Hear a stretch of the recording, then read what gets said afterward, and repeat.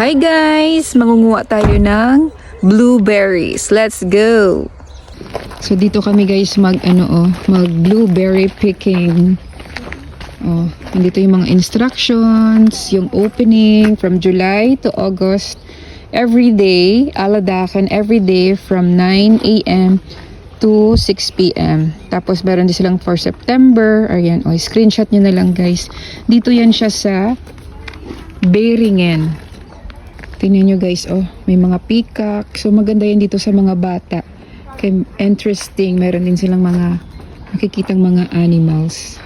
Tapos, pwede rin kayo ditong kumain kasi may mga upuan sila, Ayan. So, ayan guys, binigyan kami ng balde para lalagyan namin ng mga blueberries mamaya. So, yung blueberries is 8 euros ang 1 kilo. So, titignan natin kung marami tayong makukuha. So, ito yung mga entrance. Susundan lang daw namin yung violet na arrow. So, kung gusto nyo magtanim ng mga blueberries, guys, meron din sila dito mga binibenta. Iba-ibang klase ng mga blueberries. Kasi iba-iba yan siya. May mga malalaki, maliliit. Ayan yung tsura ng blueberries, guys, diba? Ayan pa. Ito yung itsura niya kung hilaw. So, ayan. Mangunguha tayo doon sa plantation nila sa loob. Meron silang pakulo sa mga bata, guys. Hahanapin mo daw si Berry. Boss Best Kabouter. Ayan. May mga pictures dito. Kung saan mo siya pwedeng makita. Ito yung purple na arrow guys. Tapos meron sila nakalagay dito. Onze bessen, ons loon voor 1 jaar werken. Tussen de planten gaan bessen plukken plus eten beschouwen wij als diefstal. Blijf op de wandelpaden en volg de pijlen. Dank u wel voor uw respect. Ibig sabihin, yung mga blueberries daw is kanilang sweldo, our loan sa isang taon. Sa isang taon nila na pagtatrabaho. So, kung kukuha ka at kakainin mo, ibig sabihin, ninanakaw mo yung kanilang sweldo. So, dapat kung blueberry picking lang kami guys, blueberry picking lang, hindi pwedeng kumain ng super dami. Pwede kang magtikim, pero wag super dami. So, yan yung explanation yan guys.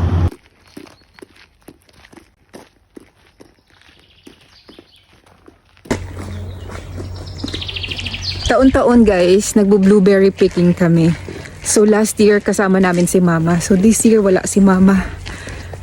So kakain na lang kita mama ng blueberries. Doon kami guys magpipicking. Tingnan nyo grabe ang lapad-lapad ng plantation na ito. Ayan hanggang doon pa yan doon sa kabila. Pero dito lang kaming part pwede mag blueberry picking. Kasi nga yung iba hindi pa hinog. So tinitingnan nila yan kung saan pwedeng mag-picking. Tingnan nyo gaya nito Pero sigurado ako doon super dami. So dito kami daw guys pwedeng mag-picking. From dito hanggang doon.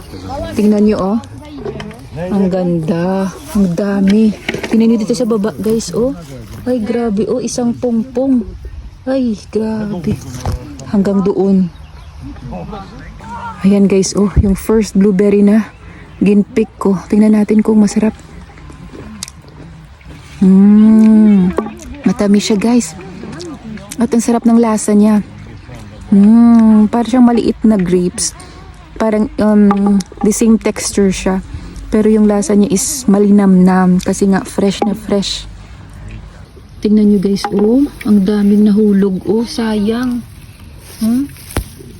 Hindi mo na yan siya pwedeng kukunin kasi nga yung life ng blueberries is ang bilis niyang madunot ba yan sa Bisaya guys? Masira.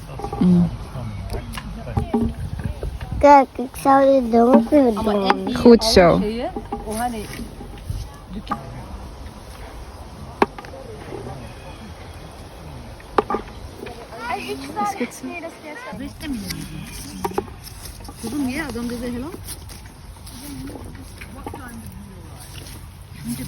Tingnan nyo guys ang dami ko nang nakuha pero kulang pa yan guys, dagdagan natin.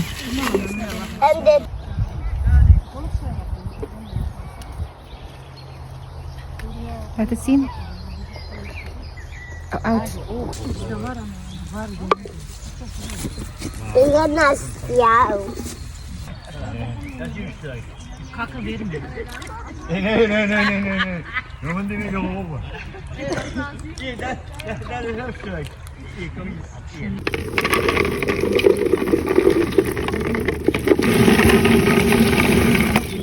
What are you doing? Ayan guys, oh, ang dami namin nakuha, oh, 3 balde. 3 balde na, ito medyo puno na, madali na naman puno. Pero pag ito at yan yung combine, mapupuno na yan siya. So ayan guys, dadalhin na natin to doon sa may ginakiluhan. Tapos ipapakilo natin, tapos magbabayad tayo 8 euros per kilo. Dito yun namin ipapakilo guys, oh. Tapos babayaran. Ayan yung aming ano, balde. So yung binayaran namin guys is 34 euros and 23 cents. Yung nakuha namin is mga 3 kilo and 890 grams. O diba, not bad na. So ngayon kakain na kami. Ayan yung mga menu niya guys, oh. Ayan, oh. Ayan, tapos ito yung sa pagkain. At ito naman sa drinks. Tingnan nyo guys, oh, meron silang muffin, havermouth cookies.